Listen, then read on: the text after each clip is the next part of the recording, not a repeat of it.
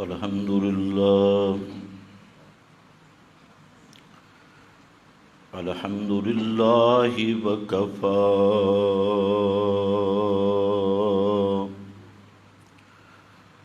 والصلاة والسلام على سيد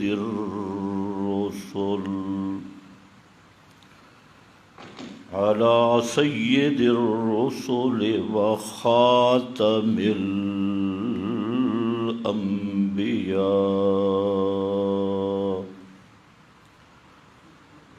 أما بعد فأعوذ بالله من الشيطان الرجيم. بسم الله الرحمن الرحيم.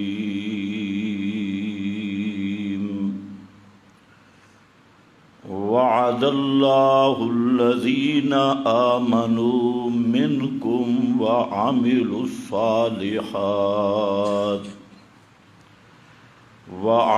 الصالحات ليستخلفنهم في الأرض. سبحان ربك رب العزة عما يصفون وسلام على المرسلين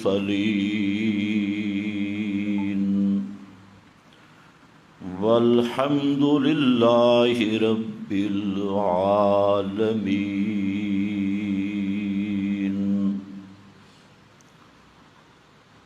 قابل قدر بزرگوں اور بھائیوں، سورۃ نور شریفہ کے دو مضمون مختصراً آپ حضرات کی خدمت میں پیش ہو چکے ہیں. ایک اسلامی تہذیب کے قوانین اور آداب، اور دوسرا مسئلہ توحید، جو تمام مسائل کا اہم ترین مسئلہ ہے، اس کی بھی بقدر ضرورت وضاحت کر دی گئی. تیسرا عنوان سورۃ النور کا وہ ہے اقامت توحید، اقامت دین. اور چوتھا عنوان ہے فضائل خاندان صدیق اکبر رضی اللہ تعالی عنہ. تو آیت جو میں نے پڑھی ہے، اس کا اصل تعلق ہے اقامت دین کے ساتھ، اقامت توحید کے ساتھ. لیکن اس آیت میں اللہ رب العزت نے ایک وعدہ کیا ہے.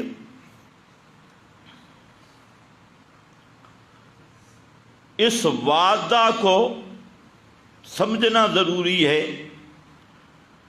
کہ یہ وعدہ کن لوگوں کے ساتھ ہے. نمبر 2، وعدہ کس چیز کا ہے. اور نمبر 3، یہ وعدہ کے پورا ہونے کی صورت کیا ہے. یہ 3 نکات سمجھ آ جائیں تو پوری آیت کا پہلا مضمون سمجھ آ جائے گا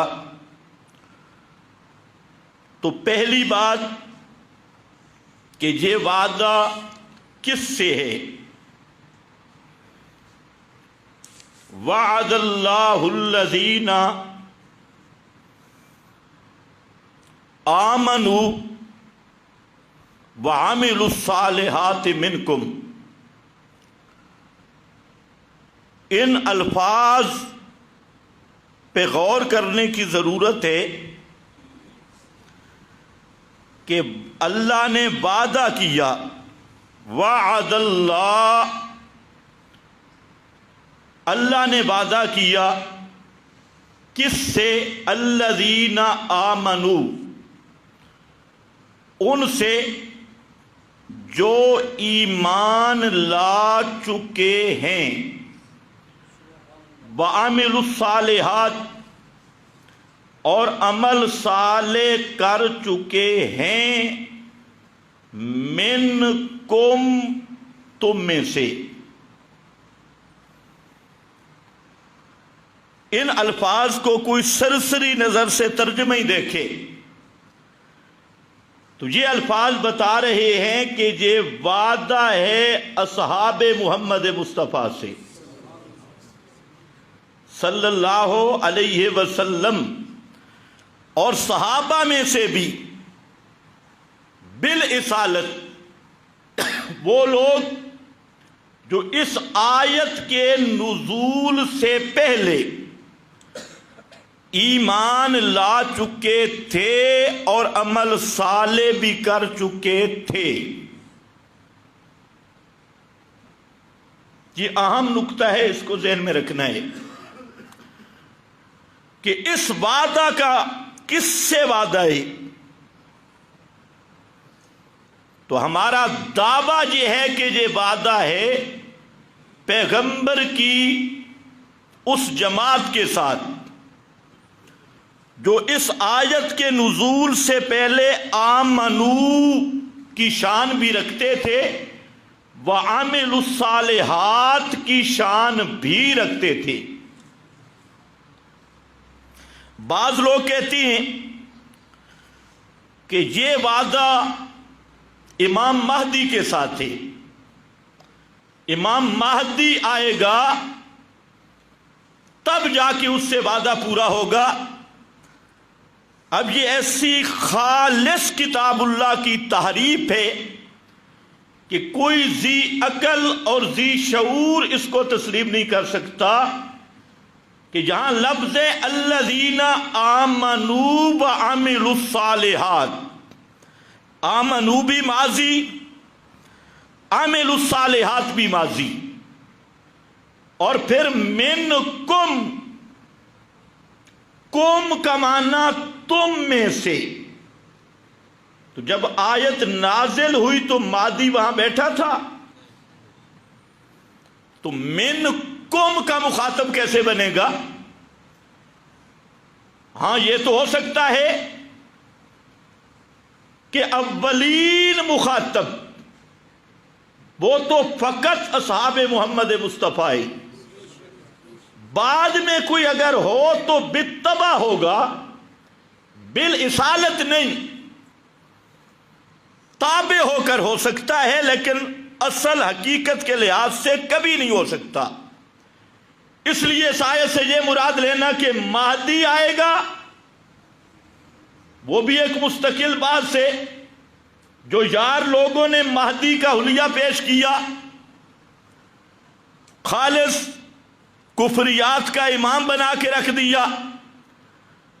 جیسے ان دجالوں نے لکھا، حق الیقین میں بھی ملا باقر مجلسی جو شیطانوں کا امام ہے اور من رؤوس الکفرہ، سب کافروں کا ہیڈ، شیطانوں کا ہیڈ، دجالوں کا امام ملا باقر مجلسی، اس شیطان نے لکھا کہ وہ مادی غار میں چھپائے، جب غار سے آئے گا تو معاذ اللہ ننگا مہدی ہوگا، اس کے کپڑے نہیں ہوں گے، اور سب سے پہلے جو مہدی کے ہاتھ پہ بیعت کریں گے وہ محمد الرسول اللہ ہوں گے، معاذ اللہ۔ پھر حضرت عائشہ کی قبر کھودیں گے اور ان پہ حد جاری کریں گے۔ یہ جو صورت ہے مہدی کی، یہ خالص کفریات کا مجموعہ، دجل و فریب کا مجموعہ اور شیطان کی شیطنت، اس کا پرچار کیا جا رہا ہے۔ اور جو ہمارے ہاں مہدی کا تصور ہے وہ یہ ہے کہ کوئی نیک آدمی اس قریب وقت حضرت عیسیٰ علیہ السلام کے نزول کے وقت کوئی قریب نیک آدمی ہوگا جو حضرت عیسیٰ کا معاون بنے گا، اور جو تم نے کارٹون بنایا جس کا نہ اگ نہ پچھ، اور اس عنوان پر تم نے کفریات کی عمارت کھڑی کی، ایسی کفریات اور دجل پن کی امامت کو ہم کبھی نہیں مانتے۔ یہ خالص دروغ، فریب، فراڈ۔ تو خیر، آیت میں الذین آمنوا وعملوا الصالحات،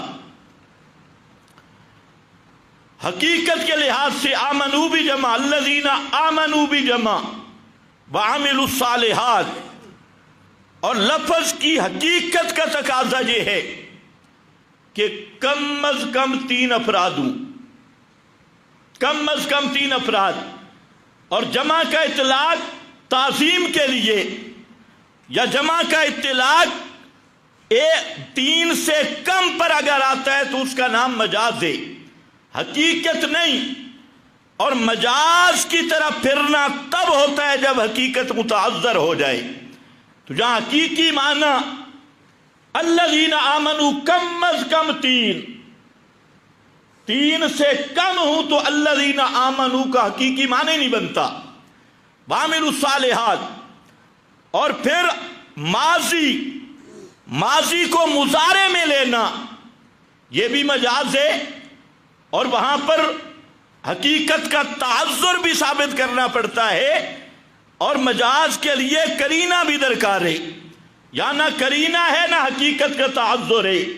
تو ماضی اپنے معنی میں ہے، قوم کا خطاب وہ بالاصالت حاضرین مجلس رسول اللہ صلی اللہ علیہ وسلم کو ہے، اگر کسی اور کو ہو تو وہ بالطبع ہو سکتا ہے، بالاصالت نہیں ہو سکتا۔ تو یہ 3 وجوہات پر میں نے عرض کیا کہ یہ وعدہ کس سے ہے، کس سے ہے؟ اصحاب رسول صلی اللہ علیہ وسلم سے۔ مادی شادی اگر بالطبع کوئی لے تو وہ الگ بات سے، وہ مجاز کی بات سے، اور حقیقتاً اس کا مصداق مادی نہیں بن سکتا۔ ایک بات ذہن میں رکھو۔ اب دوسری بات سمجھنی ہے کہ وعدہ ہے کس چیز کا؟ وعدہ ہے 3 انعامات کا۔ پہلا انعام لَيَسْتَخْلِفَنَّهُمْ فِي الْأَرْضِ، لَيَسْتَخْلِفَنَّ عبارت ہے واللہ لَيَسْتَخْلِفَنَّهُمْ، اللہ کی قسم اللہ ان کو ضرور خلافت دے گا زمین میں، ضرور بے ضرور اللہ ان کو خلافت دے گا، کس میں؟ زمین میں۔ ذرا ذوق سے بولتے ہو، جلدی آگے چلیں۔ لَيَسْتَخْلِفَنَّهُمْ، اللہ ان کو خلافت دے گا زمین میں، خلیفہ بنائے گا زمین کے اندر۔ یہ پہلی شق، ایک نعمت، اور دوسرا وَلَا يُمَكِّنَنَّ لَهُمْ دِينَهُمُ الَّذِي ارْتَضَىٰ لَهُمْ، اللہ ان کے دین کو، دینہم ان کے دین کو اللہ زمین میں تمکین عطا کرے گا، استقرار اور نفاذ عطا کرے گا، یمکنن، تمکین کا معنی نافذ کرنا، تنفیذ، اور نافذ کرے گا کس چیز کو؟ دینہم، جن کو خلافت دے گا، ان خلفاء کے دین کو اللہ زمین کے اندر نافذ کرے گا۔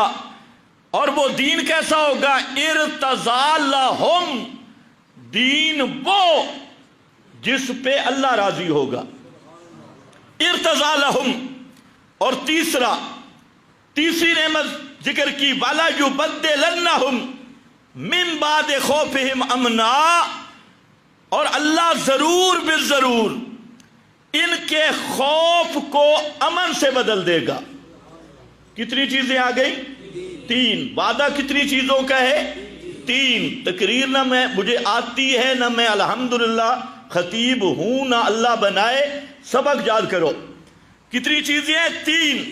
لَيَسْتَخْلِفَنَّهُمْ، پہلی چیز اللہ ان کو خلافت دے گا، اور دوسرا وَلَا يُمَكِّنَنَّ لَهُمْ، اللہ ان کے دین کو استقرار عطا کرے گا، نافذ کرے گا زمین میں، اور تیسرا وَلَا يُبَدِّلَنَّهُمْ، اللہ بدل دے گا ان کے خوف کو ختم کر کے، امن اور بے خوفی کو بدل دے گا، خوف سے خوف ختم ہو جائے گا، اور سکون اور امن برحال ہو جائے گا۔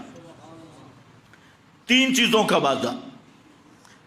اب یہ 3 چیزیں خالی و ذہن رہ کر سوچو کہ یہ 3 نعمتیں علی وجہ الاتم، علی وجہ الاکمل، یہ 3 نعمتیں کہاں پائی گئی؟ وہ کون سا زمانہ تھا؟ یہ تو اللہ کی خبر ہے، وعدہ ہے کہ مستقبل میں یہ ہونے والا ہے، اور اللہ کی شان ہے ان اللہ لا یخلف المیعاد، اللہ اپنے وعدوں کی خلاف ورزی نہیں کرتا۔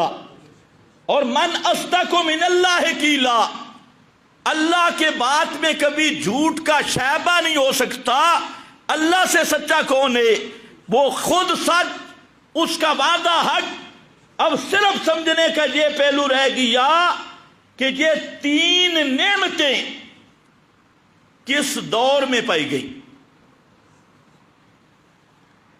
اس پر ساری دنیا کے اہل عقل، اہل شعور عام اس سے کہ وہ مسلمان ہوں یا غیر مسلم، عقل و فطرت کا باغی نہ ہو اور عقل کا دشمن نہ ہو، تو وہ اس پر اتفاق کرے گا کہ یہ 3 چیزیں پائی گئی ہیں 3 خلفاء کے زمانہ میں۔ کتنے خلفاء کے زمانہ میں؟ اونچے بولو، کتنے خلفاء کے زمانہ میں؟ اس دنیا کے نقشے پہ اس وعدہ الہی کے ایفا کی صورت یہ بنی کہ حضرت ابوبکر صدیق، حضرت فاروق اعظم، حضرت عثمان رضی اللہ تعالی عنہ اجمعین، یہ 3 خلفاء ان کے زمانے میں یہ تینوں استخلاف بھی، تمکین بھی، تبدیل الخوف بالامن بھی، یہ 3 نعمتیں اس آسمان کے نیچے، اس زمین کے اوپر، یہ خلفائے راشدین کے دور میں پائی گئی ہیں۔ اور اس کے بعد علی وجہ الاتم، علی وجہ الاکمل، علی منہاج النبوہ، بعد کے ادوار میں ان کا پایا جانا ضروری بھی نہیں، کیونکہ اصل موعود لہم، جن سے وعدہ ہے وہ یہی خلفائے راشدین ہیں۔ ان سے اللہ نے وعدہ کیا، خبر دی، اور اللہ کا یہ وعدہ ان کے خلافت میں پورا ہوا۔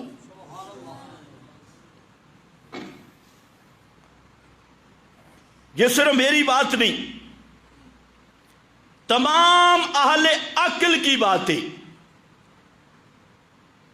اہل اسلام کی بات بھی نہیں کہہ رہا، تمام اہل عقل کی باتیں، تمام اہل انصاف کی باتیں کہ حضرت صدیق اکبر رضی اللہ تعالیٰ عنہ ان کے دور میں استخلاف حضرت صدیق جس شان سے خلیفہ بنے کہ ایک بھی خلافت صدیق کا منکر نہیں گزرا اس دور میں، کسی ایک نے بھی خلافت صدیق کا انکار نہیں کیا، حتیٰ کہ حضرت علی المرتضی رضی اللہ تعالیٰ عنہ جن کے نام پہ آج یہ یہودیت کی نسل صحابہ پہ تبرہ کرتی ہے، حضرت علی نے حضرت صدیق کے ہاتھ پہ ہاتھ رکھا، طبقات ابن سعد اٹھا، الاستیاب اٹھا، البدایہ اٹھا، حضرت صدیق سے پوچھا گیا کہ آپ نے، حضرت علی سے پوچھا گیا کہ آپ نے صدیق کے ہاتھ پہ ہاتھ رکھ کے بیعت کی، فرمایا ہاں، اس لیے میں نے صدیق کو خلیفہ مانا، ان کو اپنا امام مانا، ان کے ہاتھ پہ بیعت کی، وجہ یہ ہے میں نے اپنی آنکھوں سے دیکھا ہے کہ اللہ کے محبوب مرض الوفات میں حضرت صدیق کو نماز کا مصلی دے گئے۔ یہ کس کی دلیل ہے؟ حضرت علی کی۔ کس کی دلیل؟ حضرت علی المرتضی دلیل پیش کر رہے ہیں کہ نماز پورے اسلام کے ارکان میں سے اعظم الارکان ہے، جس پر اسلام کا دار و مدار ہے، تو اللہ کے محبوب نے مرض الوفات میں ہمارے لیے امام مقرر کیا ابو بکر صدیق کو۔ تو جب اللہ کے رسول نے صدیق کو ہمارا امام مقرر کر دیا تو علی میں کون سی، کہاں سے جرأت آ سکتی ہے کہ صدیق کی امامت کا انکار کرے؟ یہ دلیل بھی کس نے دی؟ حضرت علی نے۔ ایک بھی انکاری نہیں ہوا خلیفہ اس شان سے۔ اور نہج البلاغہ جو شیعہ کی بڑی معتبر کتاب، اس میں جب حضرت علی نے اپنی خلافت چوتھے نمبر پر، حضرت عثمان کے بعد حضرت علی نے بیعت خلافت لی، تو اس وقت حضرت معاویہ رضی اللہ تعالی عنہ کو ایک نصیحت کرتے ہوئے فرماتی ہیں، دیکھو میں خلیفہ برحق ہوں، دلیل کیا ہے؟ فرمایا اس لیے خلیفہ برحق ہوں، مجھے بھی خلیفہ ان لوگوں نے بنایا جنہوں نے ابو بکر و عمر عثمان کو خلیفہ بنایا تھا۔ اور آگے دلیل کیا دیتے ہیں؟ انما الشورى للمہاجرین والانصار، پیغمبر کی صحابہ کی جماعت مہاجرین کی ہو، انصار کی ہو، یہ وہ شورا ہے کہ جب یہ کسی امر پہ متفق ہو جائے تو اللہ بھی اس امر پہ راضی ہو جاتا ہے، اس امر پہ اللہ بھی راضی ہے۔ یہ حضرت علی رضی اللہ تعالی عنہ کا فرمان ہے۔ پھر حضرت صدیق اکبر رضی اللہ تعالی عنہ کی خلافت پر پورے چیلنج سے کہتا ہوں، لوگ آج بک بک کر رہے ہیں کہ جی فلاں نے نہیں مانا، فلاں نے نہیں مانا، میں پورے چیلنج سے کہتا ہوں کہ حضرت علی المرتضی سمیت سب صحابہ نے حضرت ابو بکر صدیق کی بیعت کی اور خلیفہ مانا، حتیٰ کہ حضرت علی المرتضی حضرت صدیق کے پیچھے نمازیں پڑھتے رہے۔ سنیوں کی بات نہیں، شیعوں کی کتابوں میں درج ہے، ان کی کتابوں میں درج ہے۔ اور بالاتفاق ان کو خلیفہ مانا گیا۔ اس کے بعد فاروق اعظم فارس کی جنگ میں جانے لگے اور حضرت علی رضی اللہ تعالیٰ عنہ سے مشورہ لیا فاروق اعظم نے کہ فارس کی جنگ ایرانیوں کے ساتھ جنگ تھی، اور آج تک ایران کے لعنتی کتے فاروق اعظم کو بھونکتے ہیں۔ آج تک یہ پرانی وہی مجوسی نسل جن کو حضرت عمر سے دشمنی اس لیے ہے کہ وہ فاتح ایران ہیں، انہوں نے ایران کو فتح کیا اور اس موجودہ اس نسل کی جو باپ دادا مجوسی تھا اس کو ختم کیا۔ تو یہ بدلے اٹھانے کے لیے حضرت فاروق اعظم پر بھونکتے ہیں کتوں کی طرح۔ ابھی اس محرم میں بھی چند کتے بھونکے مختلف مقامات پہ۔ تو یہ جو شیعہ مذہب ہے ان کی قسمت میں شروع سے آج تک بھونکنا ہی اللہ نے لکھا ہے۔ یہ اہل اللہ کو بھونکتے ہی رہتے ہیں، سوا بھونکنے کے ان کے مذہب میں اور کوئی عبادت ہے ہی نہیں۔ ان کی قسمت میں بھونکنا ہے۔ نام کیا لیں گے؟ محبت اہل بیت۔ کیا بات ہے! حب اہل بیت اور محبت اہل بیت کے ساتھ منافقت یہ کریں گے کہ پیغمبر کریم کی ازواج اہل بیت ان کا احترام کرتی، ان کی زندگی کا سب سے بڑا محور صدیقہ کائنات کو بھونکنا ہے، تبرہ کرنا ہے۔ تو حضرت صدیقہ کائنات حضرت عائشہ صدیقہ جن کی وجہ سے آیت تطہیر آئی، جن کی وجہ سے آیت تطہیر آئی اور جن کی وجہ سے سورت نور آئی، جن کی وجہ جن کے سر پہ آیت تطہیر کا پردہ آیا، ان کو بکواس کرنا اس مذہب کی اصل گھٹی میں داخل ہے۔ جب تک اشارتاً کنایتاً دلالتاً بکواس نہیں کریں گے اس وقت تک ان کی عبادت قبول نہیں ہوتی ان کے مذہب میں۔ ہمارے ہاں تو عبادت ہے ہی نہیں، یہ مجوسیوں یہودیوں کی مکس نسل ہے، یہودیوں اور مجوسیوں کا مشترکہ اچار ہے، کوئی مذہب نام نہیں ہے شیعہ کا، اور شیعہ کسی مذہب کا نام نہیں، یہ خالص یہودیت اور مجوسیت کی ترجمانی کا نام ہے۔ تو خیر بہرحال حضرت فاروق اعظم جانے لگے فارس اور حضرت علی رضی اللہ تعالی عنہ سے مشورہ لیا، اور یہ مشورہ بھی کسی سنی کا حوالہ نہیں دے رہا، یہ نہج البلاغہ شیعہ کی کتاب میں موجود ہے اور کوئی شیعہ اس کا انکار کر نہیں سکتا۔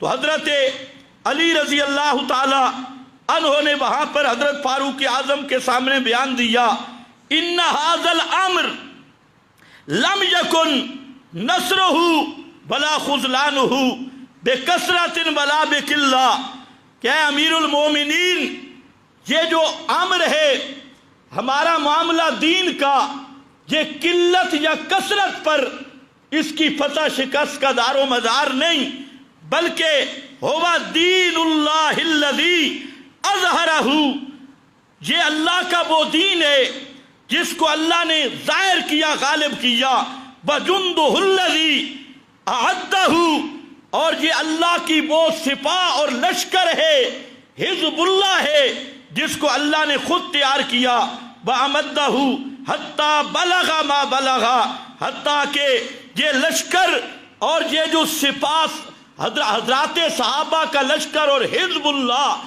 یہ اس انداز میں پہنچ گئی، بلغ ما بلغ حیث طلع وَنَحْنُ عَلَى مَوْعُودٍ مِّنَ اللَّهِ، تمہیں فکر کرنے کی ضرورت نہیں، نَحْنُ عَلَى مَوْعُودٍ مِّنَ اللَّهِ، ہم اللہ کہ اس وعدہ پہ ہیں جو اللہ نے ہم سے وعدہ کیا ہے، یہ آپ کی خلافت اللہ کے اس وعدہ کے مطابق اللہ کی یہ خبر ہے، وعد اللہ الذین آمنوا، تو تو حضرت علی المرتضیٰ نے اسی آیت کی طرف اشارہ کر کے فاروق اعظم کے دور میں اس خلافت کو موعود من اللہ قرار دیا۔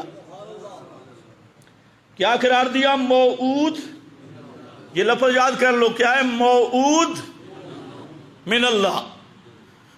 کراچی کا ایک مجتہد تھا، گجرانوالہ میں ہماری 3 گھنٹے گفتگو ہوئی، اور 3 گھنٹوں کے بعد الحمدللہ ہمارا دورہ جاری تھا، سب طالب علموں کے سامنے اس نے اقرار کیا کہ اب تک میں کافر تھا اور اب مسلمان ہو رہا ہوں۔ اس نے ایک سوال یہ بھی کیا، اس نے کہا دیکھو کہ موعود، ہاں، اس نے کہا کہ اہل سنت کی کتابوں میں لکھا ہے کہ خلافت کا مسئلہ منسوخ نہیں، تو تم آیت کیسے پیش کر رہے ہو؟ میں نے کہا یہی بات ہے سمجھنے کی، ہمارے ہاں خلافت کا مسئلہ منسوخ نہیں، موعود ہے۔ یہ بات سمجھنے والی ہے، خلافت کا مسئلہ منسوخ نہیں پر کیا ہے؟ کیا ہے؟ موعود ہے۔ منسوخ کا مسئلہ مطلب جیسے روافض کہتی کہ ہمارے 12 اماموں کی امامت منسوخ ہے، منسوخ من اللہ، تو ہم کہتے ہیں یار چھوڑو، کم از کم 3 اماموں کے نام ہی قرآن سے دکھا دو۔ ہونے چاہیے کہ نہیں؟ نص کا مطلب ہے کہ نام کی تصریح ہو۔ اب کہتے کیا جب نہیں ملتا؟ کہتے انی جاعلک للناس اماما، امام اس کو کہو آگے پیچھے پڑھ، وہ حضرت ابراہیم ہے، انی جاعلک للناس اماما، کہ مجتہد صاحب تو نے تو اپنے 12 اماموں کے شناختی کارڈ قرآن سے پیش کرنے ہیں، کیونکہ تیرا دعویٰ ہے کہ امامت منسوخ ہے۔ امام منسوخ ہوتا ہے تمام شیعہ مذہب کی بنیاد، جب منسوخ ہے تو 30 پاروں والے قرآن سے کسی ایک امام کا شناختی کارڈ پیش کر، نام کی تصریح، خلافت کی تصریح، دعویٰ دیکھو اور دلیل۔ آج کل سارا یہ چکر، دعویٰ کچھ دلیل کچھ، دعویٰ یہ ہمارے 12 امام منسوخ تھے، اور جب دلیل کا مطالبہ، حضرت ابراہیم کو اللہ نے فرمایا تھا انی جاعلک للناس اماما، وہاں امامہ نبی ہے، امام بمعنی نبی، تو بھی اپنے 12 کو نبی مانتے ہے؟ ذرا جرات کر، خواص نبوت تو مانتے، لفظ نبی کا بھی کہ یہ نبی ہیں، وہ امامت مع النبوت ہے، اور تیرے 12 کی امامت بدون النبوت ہے۔ اگر ان کو امام مع النبوت مانتا ہے تب کافر ہے، اور اگر امام مانتا ہے اور ان کو نبی نہیں مانتا، اور آیت ان پہ وہ فٹ کر رہا ہے جو امامت نبوت والی ہے، پھر بھی قرآن کا انکار کر کے تب کافر ہے۔ ہل شل نہیں سکتے۔ لوگ کہتے ہیں فتوے لگاتی ہیں، فتوے لگاتے نہیں، فتوے بتاتی ہیں۔ کوئی ان کا تحریف قرآن سب علماء کے نزدیک کفر ہے۔ خیر، خلافت کا مسئلہ موعود، کہ حضرت علی فرما رہے ہیں کہ اللہ کا وعدہ کیا ہوا ہے، یہ وعدہ الہی ہے۔ پتہ چلا حضرت علی بھی اس آیت کا یہی معنی سمجھتے تھے کہ یہ وعدہ کب پورا ہوا؟ خلفائے ثلاثہ کے زمانے میں۔ کب پورا ہوا؟ خلفائے ثلاثہ کے زمانے میں۔ اور سنو، یہ نہج البلاغہ، اسی کی شرح میں بہرانی ایک شیعہ شارح ہے، نہج البلاغہ کا علامہ بہرانی، اس نے اس موعود من اللہ اس کا معنی کرتے ہوئے آگے لکھا، یہ وعدہ کیا ہے؟ وعد اللہ الذین آمنوا منکم وعملوا الصالحات لیستخلفنہم فی الارض. یہی آیت مراد اور حضرت علی کی مراد یہ ہے کہ حضرت صدیق فاروق ان کی خلافت اللہ کے اس وعدے والی خلافت ہے، یہ مراد ہے.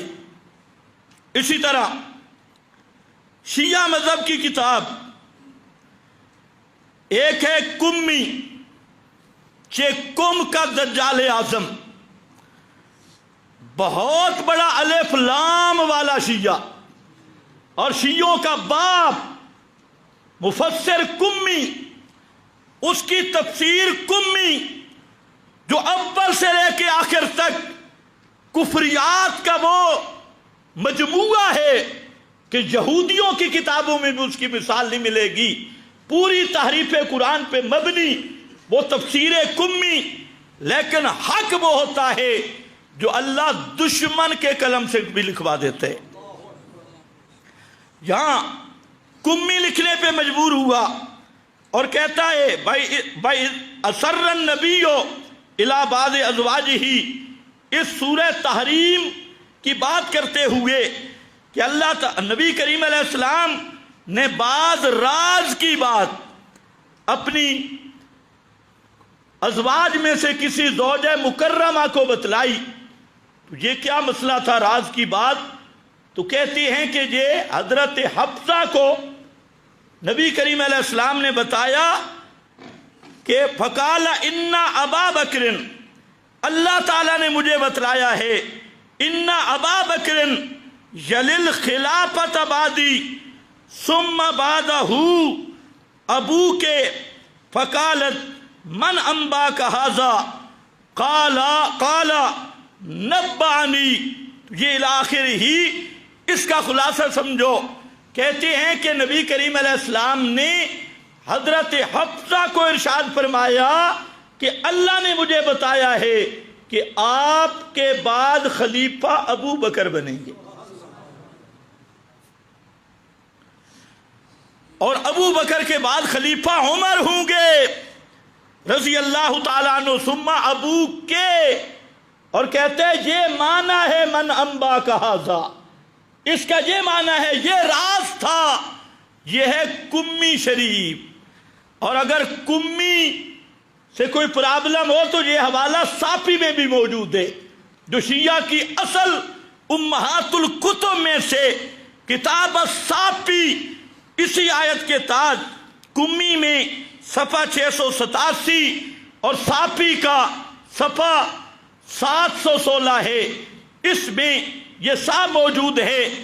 اور تیسرے نمبر پر معروف رافضی مفسر جس کو دنیا کہتی ہے سدی، اور یہ من رؤوس شیعہ، یہ شیعوں کے باپوں میں سے تھا، یہ بابا سدی.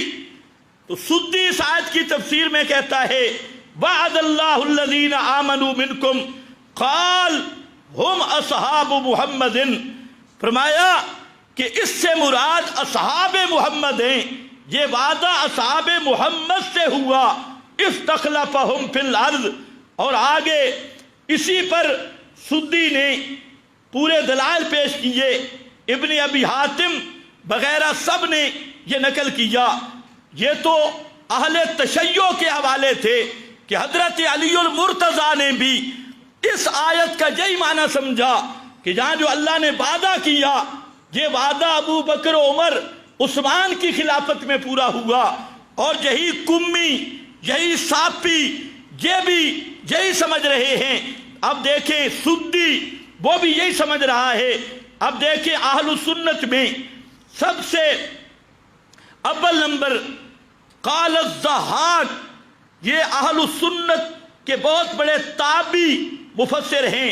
فرماتے ہیں حاضر آیت فی الخلفاء الاربع، یہ آیت فی الخلفاء الاربع ابو بکر و عمر و عثمان و علی وہم الائمہ، وہی امام مراد ہیں ابو بکر و عمر عثمان علی، اس سے وہ مراد ہیں. یہ ضحاک تابعی کا فرمان اس آیت کے معنی کرنے میں آگے پھر اس کی تائیدیں پیش کی۔ یہ الوجیز میں علامہ ابن عطیہ اس نے بھی یہی کی، یہی تفسیر کی، اور علامہ بغوی جو اہل سنت کے محدث بھی ہیں مفسر بھی ہیں، انہوں نے بھی یہاں پر پوری یہ بات کر کے فرمایا کہ جو خلفائے اربع کی خلافت کا انکار کرتا ہے من کفر بعد ذالک کا وہ مصداق ہے۔ یہ ابھی اگلا حصہ بھی آئے گا۔ اسی طرح فرماتی ہیں علامہ العز بن عبد السلام، وہ فرماتی ہیں ہیا فی الخلفاء الاربع، یہ آیت چاروں خلفاء کی منقبت اور ان کی خلافت کے بارے میں نازل ہوئی۔ اور اسی طرح مزاری اور رازی، کبیر، قرطبی، روح المعانی، سب اہل سنت مفسرین نے اس کا معنی یہی کیا۔ حاصل یہ نکلا اب تک کی گفتگو کا کہ حضرت علی المرتضی رضی اللہ تعالی عنہ سنی شیعہ کتب اس بات پہ متفق ہیں کہ یہ وعدہ تب پورا ہو سکتا ہے کہ خلفائے ثلاثہ کی خلافت کو اللہ کا وعدہ اور اللہ کی طرف سے موعود مانا جائے۔ توجہ ہے آپ کی؟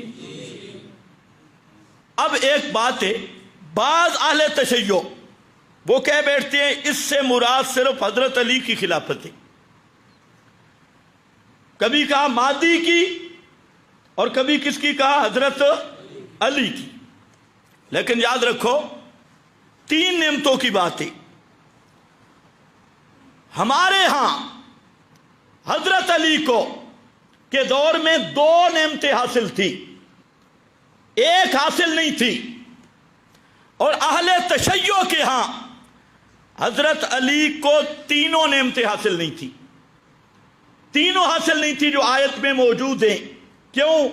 یہاں پر ایک نقطہ سمجھ لو، ہمارے ہاں حضرت علی کا دین وہی تھا جو ابو بکر کا دین تھا، حضرت علی کا دین وہی تھا جو فاروق اعظم کا دین تھا، حضرت علی کا دین وہی تھا جو حضرت عثمان کا دین تھا۔ تو حضرت علی کو خلیفہ بھی صحابہ نے منتخب کیا، اور ہمارے نزدیک صحابہ کا اجماع حجت ہے۔ جب اصحاب رسول نے حضرت علی کو خلیفہ بنایا تو استخلاف ثابت ہو گیا، لَيَسْتَخْلِفَنَّهُمْ فِي الْأَرْضِ۔ جبکہ اہل تشیع کے ہاں حضرت علی نے خلیفہ بننا تھا پہلے نمبر پر، اور بنے کب ہیں؟ چوتھے نمبر پر۔ تو خلافت حاصل ہوئی یا نہ ہوئی؟ ان کے نزدیک صرف خلافت نہیں، خلافت بلا فاصلے فوراً پیغمبر کے بعد، وہ خلافت تو حاصل ہی نہیں ہوئی، تو استخلاف والی نعمت بھی نہیں پائی گئی۔ نمبر دو، سب شیعہ متفق ہیں کہ حضرت علی نے اسی دین کے نفاذ کو باقی رکھا جو ابو بکر و عمر عثمان کا دین تھا، اور جو شیعوں نے دین بنایا اس کے قریب حضرت علی بھی نہیں گئے۔ توجہ ہے میری طرف؟ حضرت علی نے کون سے دین کو باقی رکھا؟ شیعہ والا قرآن بھی نہیں لائے، قرآن یہی رہا۔ شیعہ والا متا جو بڑی عبادت ہے، متا اس کو بھی جاری نہیں کیا، اور شیعہ کے ہاں سب سے بڑا گناہ تراویح پڑھنا ہے، اکبر الکبائر، سب سے بڑا گناہ تراویح پڑھنا۔ حضرت علی تراویح پڑھتے بھی رہے، پڑھاتے بھی رہے، اور 20 تراویح، کتنی؟ 20 تراویح پڑھتے بھی رہے اور پڑھاتے بھی رہے۔ اس لیے شیعہ کا انوار نعمانیہ کا مجتہد بڑی کتاب ہے، اور اسی طرح نور اللہ اور بڑے بڑے بدماش مجتہدین یہ لکھ گئے کہ حضرت علی اپنا دین اس لیے جاری نہیں کیا کہ عوام ابو بکر و عمر عثمان کی حامی تھی، اور حضرت علی کی حکومت کو خطرہ تھا اس لیے اپنا دین چھپائے. اور اس کو وہ کیا بولتے ہیں؟ تقیہ کیا. کیا بولتے ہیں؟ تقیہ. تقیہ کرتے رہے. اچھا، دنیا میں اتنا ذلیل مذہب آپ کو نہیں ملے گا، دنیا میں اتنا ملعون ترین اور لعنتی مذہب ہندوؤں میں بھی آپ کو نہیں ملے گا. سکھوں اور بدھ مذہب میں بھی کفریات وہ نہیں ملیں گے جو اس ابن سبا کی نسل اور یہود و مجوس کی نسل کے مذہب میں. پوچھتے جی حضرت علی نے کیوں بیعت کی، تقیہ کیا؟ حضرت علی کیوں ابو بکر عمر عثمان کے پیچھے نمازیں پڑھتے رہے؟ جی تقیہ کیا. حضرت علی نے کیوں فاروق اعظم کو رشتہ دیا؟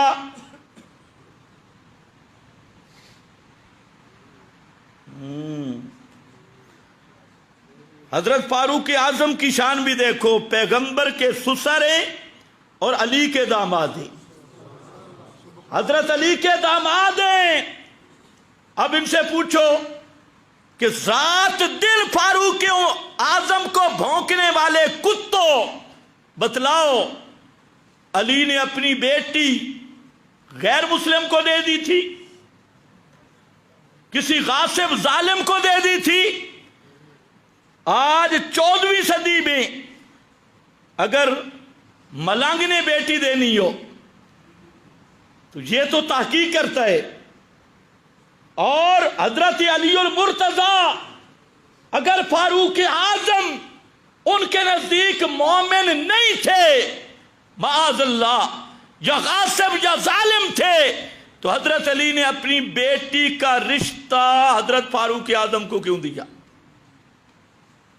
میرا خیال ہے تم بھی پہلی دفعہ سن رہے ہو. ام کلثوم حضرت علی کی بیٹی، حضرت حسن اور حضرت حسین کی بہن،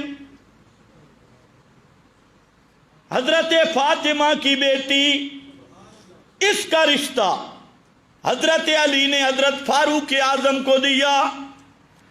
اور کسی شیعہ میں جرأت ہو انکار کر کے دیکھے، اپنی ساری بنیادی کتابوں کو بھٹے میں ڈالنا پڑے گا. تمام شیعہ کتب اور ان کے سیاہ اربع اور پچھلی ساری سیاہ، وہ سیاہ یہ سارے سیاہ یہ سب بتا رہے، حتیٰ کہ انہوں نے اب بہانہ کیا اول فرج غصب منا. اب اس کا ترجمہ نہیں کرتا، حیا آتی ہے. جن کو عربی آتی ہے وہ سمجھ جائیں گے. ایسے بدماشی والے لفظ لکھے اور کہتے ہیں یہ نکاح چونکہ حضرت عباس نے کروایا تھا اس لیے حضرت عباس جنت میں نہیں جائیں گے، آراب میں رہیں گے. میں نے کہا چلو آراب یا جنت کا فیصلہ تو ہوگا بعد میں، نکاح ہوا ہے یا نہیں ہوا. اور نکاح ہوا ہے تو حضرت عمر فاروق کا ایمان ثابت ہوا یا نہ ہوا؟ اور جب فاروق اعظم کا حضرت علی کے ہاں بھی ایمان ثابت ہے تو جو فاروق اعظم کے ایمان پہ حملہ کرے وہ کافر ہے یا نہیں؟ اونچے بولو، وہ کافر ہے یا مسلمان ہے؟ وہ کافر ہے یا مسلمان ہے؟ اس لیے ہم وہ ڈرے ہوئے نعروں کے قائل نہیں. آج کل ایک پوری قوم نے نعرہ بدل دیا، واہ صحابہ واہ، واہ صحابہ واہ. میں نے کہا بزدلو نعرہ کیوں بدلا؟ وہ پہلے والا نعرہ کتنے گیا؟